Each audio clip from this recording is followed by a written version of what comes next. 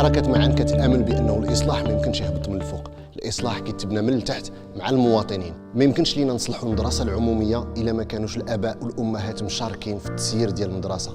ما يمكنش المركز الصحي يكون عنده فاعلية إلا ما كانوش المواطنين كيشاركوا في اتخاذ القرار. ما يمكنش أن المواطن ما عارفش شكون هو الرئيس الجماعة ديالو، ما عارفش شنو هو البرنامج ديالو، ما عارفش شنو هي الميزانيه اللي كتسير بها الجماعه، انه يمكن يتحاسب ويمكن له انه يتبع الانجازات ولا المنجزات اللي قامت بها الجماعه. هذا هو المنهج ديال الاصلاح ديال حركه معا، جعل المواطن في المركز وجعله مسؤول من خلال واجباته ومن خلال الحقوق ديالو.